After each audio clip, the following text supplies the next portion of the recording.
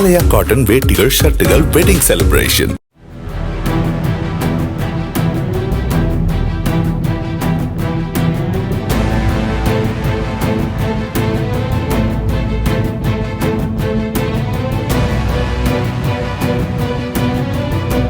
திண்டுக்கல் மாவட்டம் கீழ்மலை கிராமங்களில் ஒன்றான தாண்டிக்குடியில் இரவில் நுழைந்த 2 காட்டு யானைகள் பாலமுருகன் கோவில் வளாகத்தில் புகுந்து அன்னதான கூடத்தை சேதப்படுத்தின.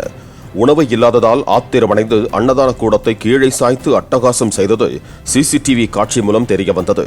அச்சமடைந்த பக்தர்கள் காட்டு யானைகளை அடர்ந்த வனப்பகுதிக்குள் விரட்ட வனத்துறை நடவடிக்கை எடுக்க வேண்டும் என்று கேட்டுக் கொண்டனர்.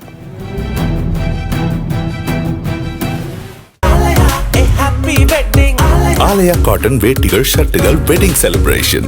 பிளே ஸ்டோர் மற்றும் ஆப் ஸ்டோரில் இருந்து பாலிமர் செயலியை QR கோடு மூலம் பதிவிறக்கம் செய்யுங்கள்.